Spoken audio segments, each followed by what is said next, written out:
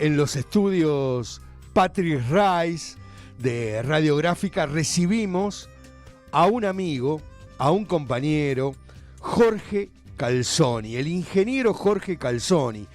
Es docente, labura como nadie, damos fe de eso, desde la mañana hasta la noche, y además es rector de la Universidad Nacional de Avellaneda. Y hace muy poquito, algunas horas nomás, ha sido designado como presidente de la Unión de Universidades de América Latina y el Caribe. ¿Qué tal, Jorge? Muy buenas tardes. Gracias por venir hasta la Radiográfica. No, ¿qué tal, Ariel? Al contrario, un gusto estar aquí con ustedes, así que la posibilidad de charlar y dialogar sobre todos los temas de actualidad que siempre vos llevas. Y lo primero que quería preguntarte es cómo está viendo este momento. Todos los días hay novedades. Sí. Ayer vimos cómo sin orden judicial, sin identificación, grupos policiales de la policía, efectivos de la Policía Federal vestidos de civil, irrumpieron en barrios populares en el conurbano bonaerense y Ciudad de Buenos Aires sobre comedores populares y además sobre los domicilios de dirigentes. ¿Cómo estás viendo esta situación política, económica, social de la Argentina? Bueno, la situación es realmente compleja, ¿no? Son amedrentamientos. Ya le había pasado al Pitu Salvatierra hace un tiempo. Con el Pitu nosotros tenemos un trabajo articulado con la parte de adultos y jóvenes, ¿no? Con el Fines, lo que era antes el Fines. Hicimos un trabajo en el barrio, la verdad que muy, muy lindo, muy interesante. Y bueno, ya él había padecido lo mismo.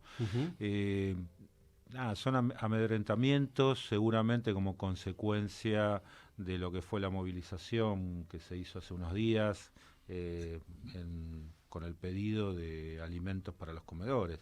Uno lo va viendo, porque nosotros caminamos todo el tiempo y lo vemos, y hay como toda una caída en lo social que pasa de una clase media que se empobrece y de pobres que caen en la miseria y de quienes están en el peor de los mundos que no tienen directamente para comer. Vos vas viendo más gente en las calles que no puede alquilar, gente que no era una gente que estaban en situación de calle, o sea, cayeron, lamentablemente se incrementó, no sé qué números están viendo, pero se duplicaron como mínimo todos los alquileres, ¿no? Esto es lo que nos dicen en general la gente. Y el aumento del transporte, el aumento de los alimentos, y no hay un correlato en eso, ni en los salarios formales y mucho menos en los informales, que siempre caen más, ¿no? Sobre todo quienes hacían changa ya no tienen posibilidad de hacer changa, porque quienes lo podían pagar ya no lo pueden pagar, ante lo cual la situación realmente es muy complicada. Y no parece detenerse, o sea, parece que todavía no alcanzó un piso como un famoso rebote que se habla, sino al contrario, sigue cayendo. Nosotros lo vemos en la universidad, pero al lado de lo nuestro, lo demás es mucho más patético, ¿no? Porque se disminuyeron los sueldos o los salarios docentes en casi un 40%, lo mismo los no docentes. Vemos cómo disminuyó la compra en los buffets. Los pibes y las pibas ya no un plato del día, que generalmente eran muy económicos, no lo pueden consumir. O sea, está cayendo tremendamente el consumo. Por supuesto la inflación va a caer, porque si cae el consumo y no se mueve la economía, va a caer, pero bueno, es como el cementerio de un país que cada vez va a producir menos, que las medidas que se tomaron en general permiten importaciones y también que se vayan perdiendo puestos de empleo. En algunas industrias que habían crecido mucho, el caso de la industria automotriz, nosotros tenemos algunas tecnicaturas y bueno, conocemos algo del tema, y bueno, hoy hay enormes dificultades, se exportaba y ya no se exporta, y tampoco se venden autos, ¿no? Entonces, evidentemente, Y aparte con un problema, algunas importaciones requieren también ciertos procesos que se han incrementado. Tuvimos una devaluación muy fuerte en fin de año, principio de año, y eso también impactó en todo lo que es la importación. Y claramente toda la ley esta que vos decías, que se está discutiendo y va a favorecer inversiones a contrapelo de la industria local, ¿no? Y esto siempre genera más desempleo y genera más problemas que soluciones. No es nada nuevo, ¿no? Ya creo que estas cosas los que tenemos algunos años ya las hemos vivido, con mayor o menor velocidad, con mayor o menor profundidad, pero más o menos las medidas son exactamente la misma y que en el fondo después terminan en algún momento estallando, como pasó en la dictadura o como pasó en fin del menemismo y principio de la alianza, como pasó en el macrismo, en solo 2 años le costó mucho sostener todas esas medidas y le echaban la culpa a la velocidad, y la verdad que no es la velocidad, sino son las medidas.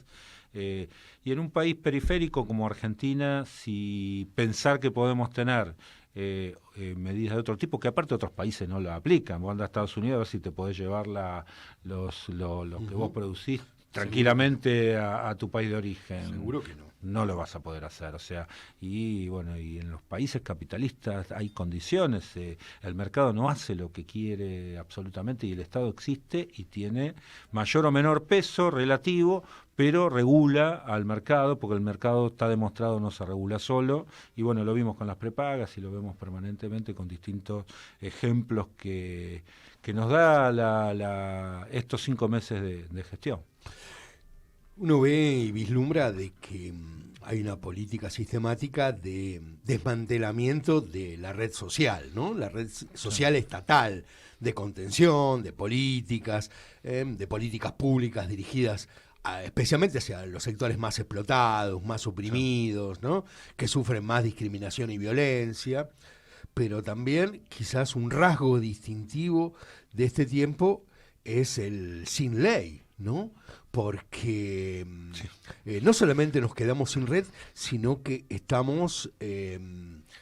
avanzando en el terreno de como si no existieran la Constitución Nacional, si no existieran los pactos internacionales a los que la Argentina ha adherido, como si pudieran avanzar desmantelando todo lo que ha conquistado el pueblo argentino en conquistas históricas, ¿no? Que fue resultado de una lucha inmensa, de varias generaciones incluso, ¿no? Sí, pero acá valores, digo. Yo creo que son principios y valores que se tienen incluso del siglo XIX.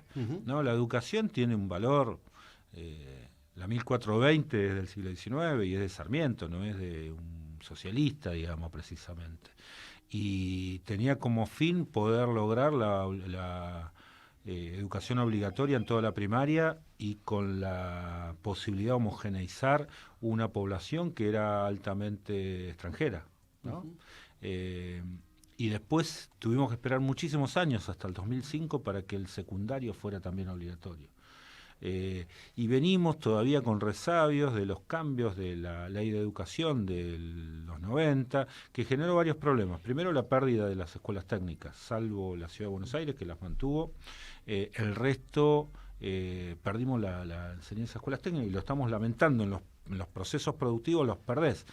Y bueno, y otro valor que tenemos es la educación superior, ¿no? La universidad, que tiene sus hitos, que ha sido tomada y es ejemplo en la región y en el mundo, te diría, con un desarrollo impresionante.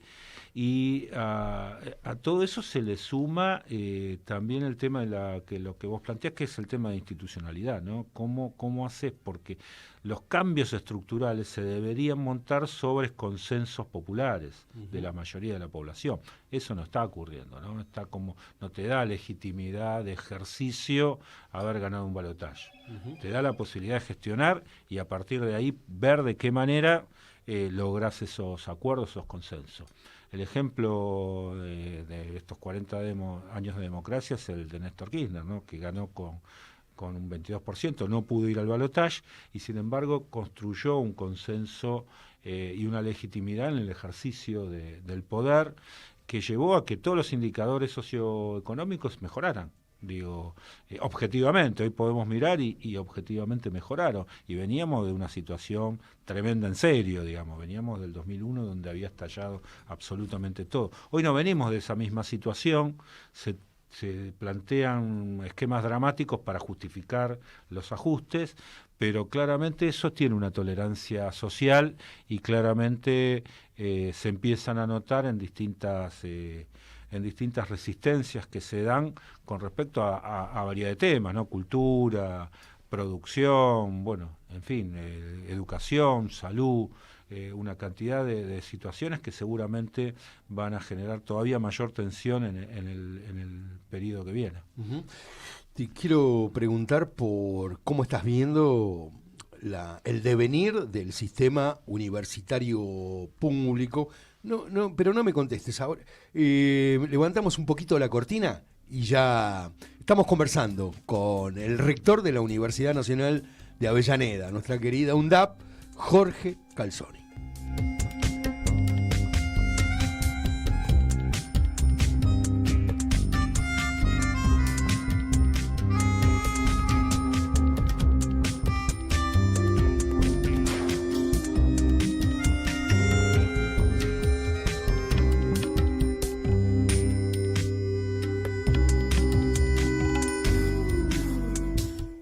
Y retomamos esto, ¿no? Teniendo en cuenta, Jorge, que sos integrante, por supuesto, del Consejo Interuniversitario Nacional, conocés bastante, bien a fondo, cómo se mueve el sistema universitario.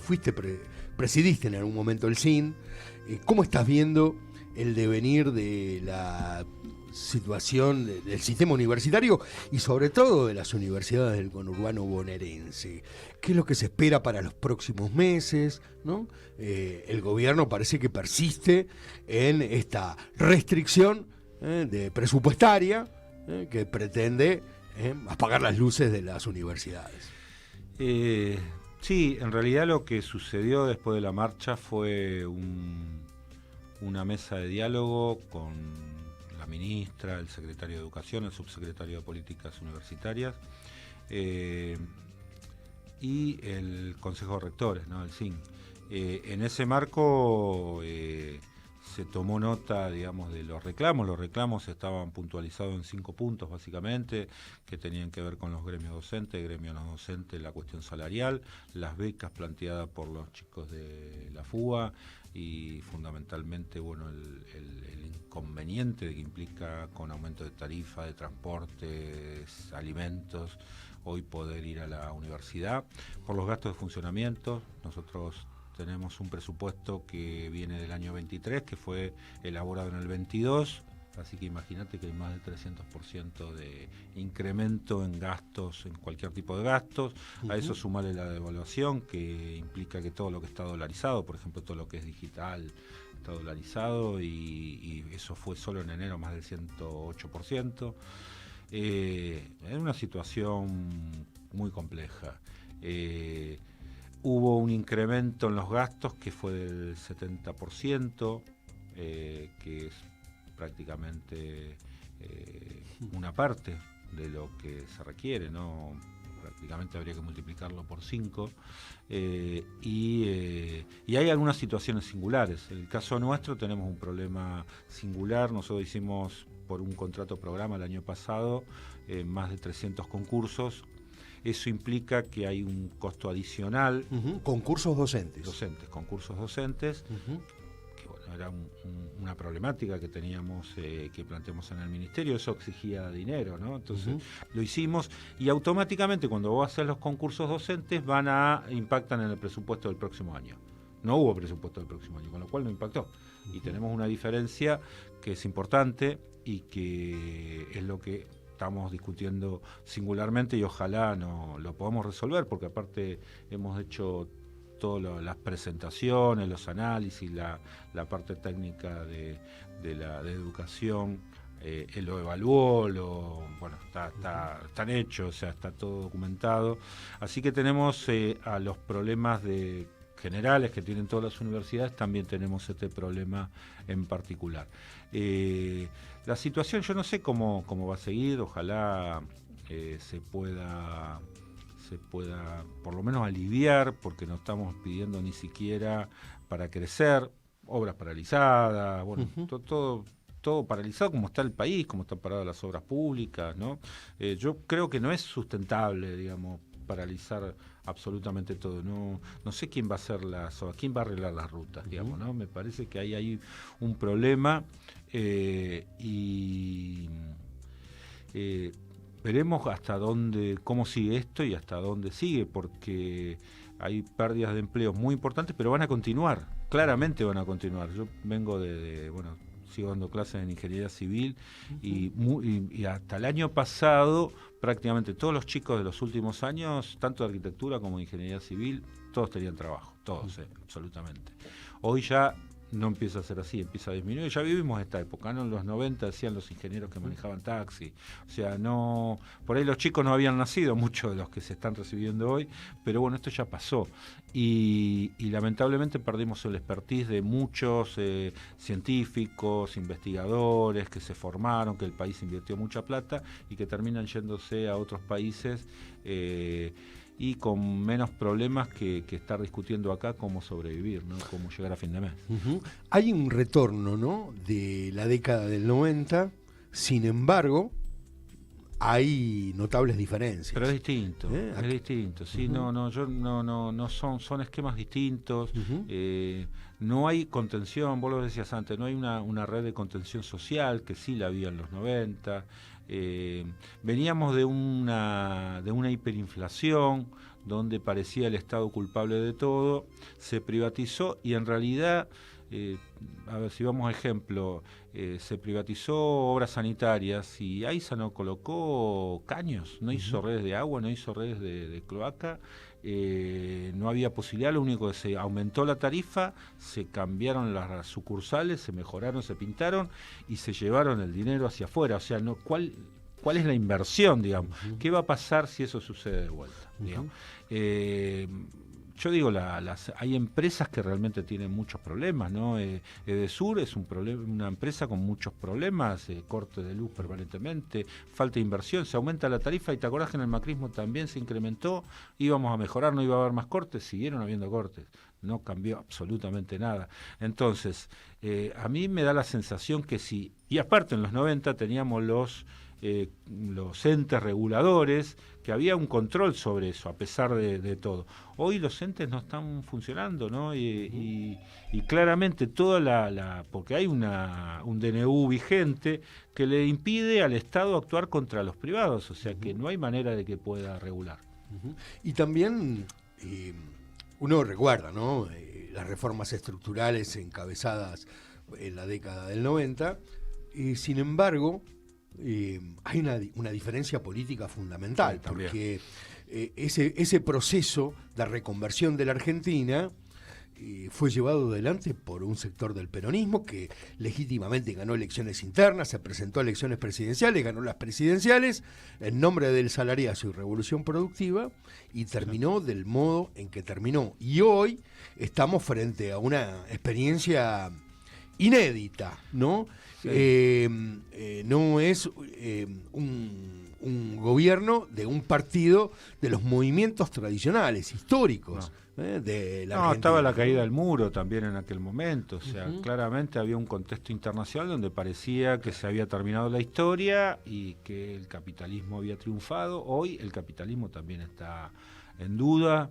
Lo que venimos es de una pandemia y yo creo que un poco Toni Negri plantea esas cosas, ¿no?, de las multitudes, ¿no?, y de los individuos que hacen una multitud y se perdió un poco esa idea de lo colectivo, ¿no? Yo creo que hay en lo social ese impacto y lo político toma eso en manera despiadada, yéndose más allá de la derecha, creyendo que sin Estado puede funcionar bien algo y la verdad que las pocas experiencias que hay en el mundo no funcionaron, ¿no?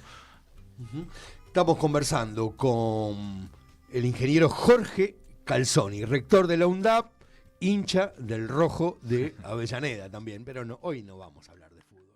Estamos aquí en Radiográfica, en este acogedor estudio, un lujo. Patrick Serraiz, está Julián Pelliza en la puesta en el aire, como siempre, mi nombre, Ariel Weyman, y estamos conversando continuamos conversando con Jorge Calzoni.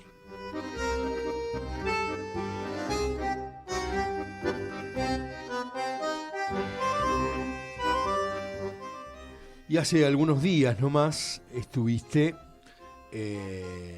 más concretamente, estuvimos acá el 19 de abril, en una reunión que era la número 100, reunión ordinaria del Consejo Ejecutivo de la Unión de Universidades de América Latina y el Caribe, la UDUALC, y fuiste designado presidente.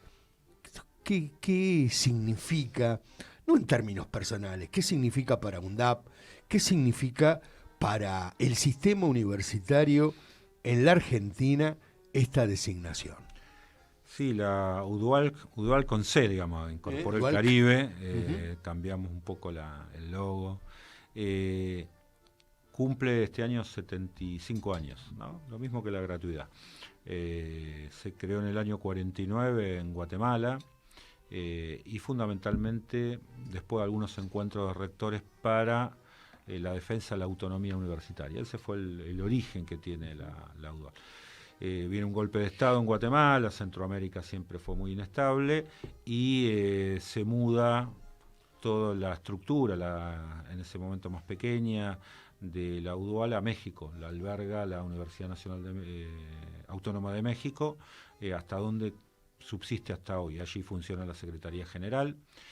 Y ha tenido a lo largo de su historia, ha incorporado el tema de la integración, articulado, tiene infinidad de cosas, algunas las puedo ir contando, pero tiene desde un consejo de acreditación de universidades, que no todos los países tienen una CONIAU como tenemos nosotros, donde se acreditan no solo carreras, sino instituciones.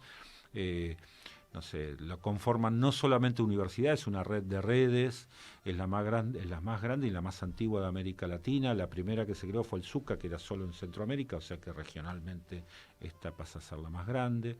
Hay consejos de decanos, consejos de rectores, distintos tipos de organizaciones, forma parte de alguna manera de la Internacional de Educación Superior Universal. Tiene un desarrollo enorme. Para la Argentina es importante, primero por el momento, ¿no?, donde se da esta elección. En segundo lugar, porque hasta ahora, cuando uno va a la historia, el primer presidente argentino fue Frondizi, Ricieri Frondizi, de la UBA. Cae él, termina el mandato, quien lo reemplaza. Nada, como pasa en Argentina, golpe de Estado cada tanto. Hubo un rector de la Universidad Católica de Córdoba que estuvo un año en el 74-75, y el tercero fue de la Nacional de Córdoba. Es decir, que por primera vez hay alguien del conurbano, de una universidad relativamente joven, y creo que es muy bueno para Argentina. Por supuesto, me parece muy, muy bueno para la UNDAP. Nosotros hemos logrado desde el primer momento generar un esquema de internacionalización transversal, ¿no? Las áreas de internacionalización crecieron en el resto de las universidades como un área donde alrededor se gestaba la internacionalización. La transversalidad implica que llega a todos, que es lo más difícil de lograr, pero cuando algo ya funcionaba es difícil algunas modificaciones.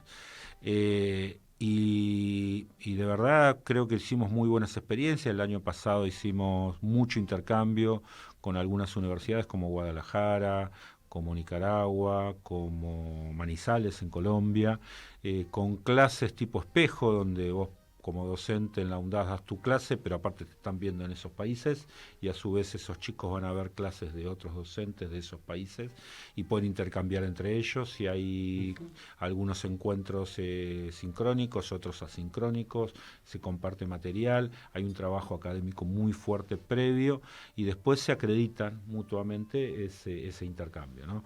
Es una movilidad que permite que todos la puedan hacer, por eso es inclusiva, porque si no vos dependés de que te puedas pagar el pasaje, que tengas dinero para el alojamiento, bueno, todos los gastos que implica estar en otro lugar. Así que realmente tiene tiene eso como un esquema muy, muy interesante. Después hay montones de cuestiones, encuentros sobre los ODS que se llevan adelante, que realmente han sido muy importantes, la participación absolutamente en todos los eventos internacionales y en los encuentros. La semana pasada estuve en San Luis, se creó a partir de Cartagena de Indias del 2007 un espacio que se llama Enlaces, que es un espacio latinoamericano de encuentro de todas las redes, los distintos actores de la política universitaria en la región. Y bueno, la UDUAL también participa y bueno, fundamentalmente se generan como estrategias de articulación y de intercambio. La diferencia de UDUAL con el resto de las redes es que llega a toda la región y prácticamente tiene un desarrollo propio, con lo cual creo que está llamado a tener un papel protagónico ahí y fundamentalmente la posibilidad también de generar declaraciones con respecto a posicionamiento. Lo hicimos con Perú, cuando hubo una situación muy compleja en la Universidad de San Marcos, con ingreso de las milicias adentro de la universidad. Lo hicimos en Haití. Haití, yo digo siempre, es el ejemplo de un país sin Estado. En Haití no hay Estado. Y bueno, y así funciona, son bandas que se pelean entre sí, y nos decía el rector de la Universidad Pública de Haití que tuvieron que suspender las clases. O sea, es un riesgo ir a la universidad y a una escuela. O sea, están suspendidas las clases. Hubo todo un trabajo el año pasado de apoyo a la situación de Haití, que viene hace mucho tiempo, no comenzó ahora, pero que claramente no hay gobierno, no hay Estado. Esa es la situación. Y bueno, y en cada uno de los países, bueno, en Guatemala ha habido problemas. Bueno, ahora se empezó a resolver porque se aceptó el gobierno que había sido legítimamente ganador en las elecciones. No se aceptaba eso y se habían refugiado un grupo dentro de las universidades. No podían pasar los gremios, no podían entrar los docentes. Hubo docentes que incluso estuvieron presos, estudiantes que estuvieron presos. En Nicaragua también tiene muchas dificultades. En ese esquema que tiene que ver con la autonomía, que nosotros hablamos de una autonomía responsable y una autonomía que no es solo del Estado, también es del mercado, ¿no? Es una autonomía con un concepto distinto posiblemente al que tuvo en su origen allá por principio del siglo XIX, digamos, del siglo XX. Digo, es un concepto distinto. Ahora, ese concepto la UDUAL siempre se expresa y hace declaraciones. En el último encuentro de San Luis hubo una declaración por la situación argentina, propuesta por los concurrentes de otros países, no por los argentinos, nos parece que no corresponde, sino que ellos hicieron una declaración de apoyo, como lo hicimos en su momento en Brasil, cuando hubo infinidad de problemas con el gobierno de Bolsonaro en la elección de rectores, en la participación del gobierno en actividades que eran propias de la universidad. Y sí, ¿no? Un aporte a la lucha por la libertad importante, ¿no? Sí. Y en el sentido de esto que vos señalabas de la autonomía, ¿no? Pensando no una autonomía divorciada de las clases populares, no una autonomía divorciada del Estado, sino una autonomía efectiva frente a los poderes corporativos, ¿no? Algo que reivindicamos. Y me parece, cuando yo me enteré de esta designación, de tu designación como presidente de la UALC, pensé, a pesar de nuestras limitaciones, porque somos autocríticos con el sistema universitario, cuánto sentido y cuánto valor tiene nuestro sistema público universitario. Primero, por el nivel de democratización que tienen las instituciones universitarias. Y por otro lado, que en las situaciones más adversas, a pesar de todo esto que vos narrabas o que narraste a lo largo de esta charla que estamos teniendo, seguimos funcionando, ¿no? Sí, totalmente. Seguimos poniéndole el cuerpo. Y teniendo en cuenta que hay un actor que es uno de los actores más importantes de las universidades públicas, que es el estudiantado, que hoy se nutre en las universidades públicas y en las del conurbano de las clases populares. Es el pueblo que estudia en la universidad y que está sufriendo este verdadero embate, diría, contra el mercado interno, contra el PBI. Es difícil encontrar armonía social en un contexto donde desciende la producción, desciende el trabajo, desciende el PBI, ¿no? Se achica la economía. Sí, incluso mirá que el gobierno de la ciudad no ha sido tan empático, ¿no? El PRO no ha sido tan empático con las universidades. Sin embargo, hasta el año pasado había todo un trabajo para que vengan a estudiar a Buenos Aires. O sea, porque está estudiado que el ingreso que generan estudiantes extranjeros es mucho mayor al costo que tiene por estudiante. Nosotros tenemos, para hablar de números, el presupuesto que tiene la Universidad Nacional de México, solamente una universidad, es mayor a todo el sistema universitario argentino. Por supuesto, los sueldos, los salarios docentes son de 5 a más veces que los salarios nuestros. O sea, hay una diferencia abismal y hay un respeto por la docencia universitaria que no se tiene acá, que lamentablemente tiene un valor para la sociedad, pero como que hubo gobiernos que trataron de generar eso. Está mucho esto de los extranjeros. Muchos extranjeros vienen a cursar posgrados que son pagos y que generan a su vez que podamos becar a los propios, digamos. Argentina tiene un enorme prestigio, no solo en América Latina y el Caribe, sino también en otros países, en otros continentes. Hay mucho desarrollo en ese sentido y creo que ese prestigio se fue ganando con el tiempo. Es difícil encontrar países, creo que no hay en América Latina que tengan la cantidad de premios Nobel que tiene Argentina, ¿no? Y en materias y en desarrollos científicos muy trascendentes. Con lo cual, ese es el otro aspecto de lo educativo, que es el desarrollo científico-tecnológico, la innovación, ¿no? Y vuelvo a insistir con un concepto: somos un país periférico, somos un país corporativo. Si vos no trabajás en esos esquemas, con esa mirada, claramente no vamos a salir nunca, ¿no? Yo lo que trato de entender o procurar son salidas a las crisis independientemente de las personas o de los gobiernos de turno. Y no te podés comportar como los países que están en el Ecuador. No tenés esa logística, estás en el fondo, estás en la periferia y tenés que generar algunos recursos propios y tenés a su vez material. Nos dicen somos muy parecidos a Australia y a Canadá. Lo decía ayer en una presentación. En Australia parte del transporte es gratuito. Acá nos aumentaron 5 veces, dice que es insostenible eso. ¿Está bien? En Canadá se redujo el 75% los pasajes en ferrocarril en los últimos 5 meses. Bueno, y lo mismo pasa en micro, pero vamos a otra cosa más. En Canadá uno tiene colegas, va charlando, pagan más del 50% de sus ingresos en impuestos. ¿Tá? Acá no llegamos al 30% y los que más tienen son los que más evaden. O sea, seguramente nosotros pagamos más. La clase media en su conjunto seguro que paga más que las clases más acomodadas. Y sin embargo siempre estamos viendo cómo hacemos para bajar impuestos a los ricos para sostener una sociedad que funciona, que vos tenés salud pública que funciona, una educación que funciona, un montón de cosas que funcionan. En Alemania es gratuita la educación. Ahora, Alemania me va a decir que está en el tercer mundo. No, es el país más desarrollado de Europa. Digo, hay que tomar todos los ejemplos y ver, y claramente cómo se financia eso, y se financia porque también en esos países se castiga la suntuosidad, ¿no? Hay como otra concepción de la sociedad, una sociedad mucho más equilibrada, mucho más igualitaria.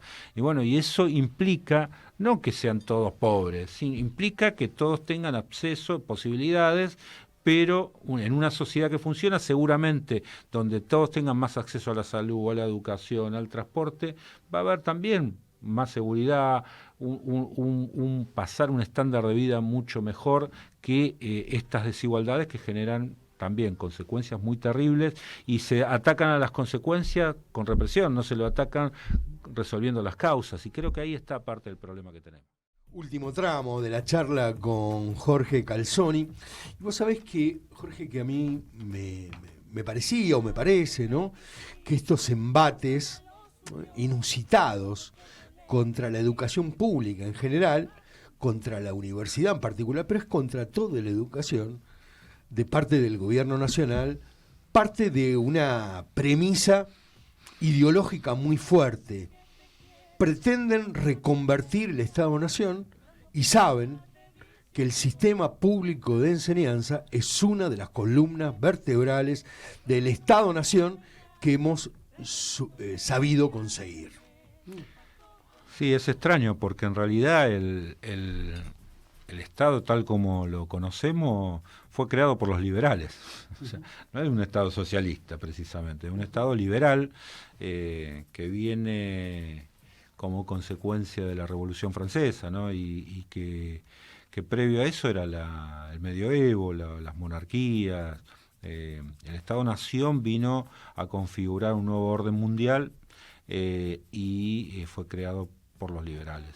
Esto lo planteaba la otra vez en una charla de Dora Barrancos, que decía que en realidad el actual gobierno no es liberal precisamente, o sea, tiene otro tipo de características, ¿no? Y el neoliberalismo que nosotros entendíamos como portador de esto también es algo distinto porque es la desaparición del Estado como tal, digamos, es ver una experiencia de tipo decir, bueno, el mercado se regula solo. Y el mercado no se regula solo, y aparte que no hay mercado, pues si vos me decís, en las prepagas son 6 y se ponen de acuerdo, las alimenticias también son 6, 8 y se ponen de acuerdo, y lo mismo pasa cuando decimos que es un país corporativo, porque son pocas industrias, en las grandes, a ver, los kioscos no son corporativos, porque hay muchos kioscos o muchos restaurantes, pero en general en algunas de las materias primas, en energía, es corporativo. No hay tantas posibilidades. Con lo cual esto es un debate, cómo nos plantamos ante eso. Nosotros estamos elaborando una cátedra, porque parece todo nuevo esto, pero es viejo, una cátedra abierta sobre la escuela austríaca. Lo estamos armando con nuestra gente de economía, con la Facultad de Ciencias Económicas de la UNAM de México, para poder debatir y poder discutir con un marco teórico concreto y real, estudiando los temas y no hablando de eslóganes. Viste que en las redes se dicen cosas, no se chequea nada. Digamos, la universidad tiene la obligación en eso de tener marcos teóricos que sostengan lo que decimos, que nos podamos diferenciar y debatir a partir de algún marco teórico. Entonces la idea es estudiar esto en una cátedra abierta, específica, y que se pueda debatir y que todos aquellos que consideren que están de acuerdo, porque uno puede acordar o no, y poder entender qué es lo que está pasando y hacia dónde va, porque ojo que no es solamente la Argentina, ¿no? Hay muchos países del este de Europa, Hungría, Polonia, bueno, hubo esquemas, Italia, Francia, hay muchos esquemas, España, esquemas de ultraderecha, con distintas características, pero también con este esquema de achicar el Estado a su mínima expresión, algunos más extremos hasta hacerlo desaparecer, y se empiezan a utilizar otros términos, neofascismo, ¿no? Aparecen grupos neonazis también en Alemania, en algunos otros países, digamos, aparecen esquemas que incluso fueron preludios de las guerras mundiales, digamos, de ese Estado-Nación que todavía no estaba consolidado, con algunos esquemas de nazismo y de fascismo allá por principios del siglo XX, que generaron después guerras, y bueno, ya sabemos lo que pasó. Hoy hay atisbo de esto, vemos lo que está pasando en Israel, vemos lo que está pasando en Ucrania. Vemos una Argentina que ha tenido una característica de neutralidad en todos estos conflictos, y que la vez que se incorporó, que fue en los 90, acá y sí hay una coincidencia, después tuvimos los atentados, ¿no? En la AMIA, en la Embajada de Israel, y hoy votamos con esos países, ¿no? En franca minoría con respecto al resto del mundo. Argentina siempre propugnó y trabajó por la paz, no por la guerra, ni por el odio o por la desaparición de ningún Estado. Y bueno, y hoy están esas discusiones, ¿no? Y se dan situaciones que hoy están en un equilibrio. Justamente hoy a la tarde vamos a estar presentando una diplomatura que se llama de Estudios Estratégicos geopolítica y relaciones comerciales para el interés nacional, es un nombre un poco largo, que lo vamos a presentar con Francisco Cafiero. Va a estar también presente, no sé si personalmente por video, Jorge Tayana, nos va a acompañar el embajador de China, porque tiene que ver con Asia-Pacífico, tiene que ver con la ni más ni menos, embajador de China. Sí, con la posibilidad de pensar no solamente que vengan a nuestro país, sino que quienes hacen negocios, trabajan en países del Asia-Pacífico sobre todo, que hoy es un foco de desarrollo en el mundo, vayan preparados, ¿no? Uh-huh. Cómo son las relaciones comerciales, cómo son los aspectos formales, diplomáticos, bueno, todo lo que hace a ese intercambio y a la reciprocidad que corresponde. Digo, ante eso... nosotros como universidad tenemos que prepararnos, ¿no? Esto estamos trabajando también con Malasia, con Turquía, bueno, con todos aquellos países que de alguna manera se interesen en articular con la universidad posibilidades de capacitación y de formación para ese intercambio. Uh-huh. Así que lanzamiento de la diplomatura, una diplomatura con ese nombre, con ese largo, título sí. tan largo. Sí, sí. En sede España, en sede de la España hoy a las Universidad 18 Nacional horas. de Avellaneda, hoy a las 18 con la presencia ni más ni menos que del embajador de la República Popular China en la Argentina. Jorge, gracias por estar aquí en los estudios de Radiográfica. Te invitamos cuando quieras, siempre Dale. Las puertas están abiertas. Un gran abrazo aquí en el aire. Tuvimos el gusto de tener en el panorama de hoy al rector de la Universidad Nacional de Avellaneda y presidente de la UALC, la Unión de Universidades de América Latina y el Caribe. Gracias, Ariel, muchas gracias. Un fuerte abrazo para el rector de la UNAM.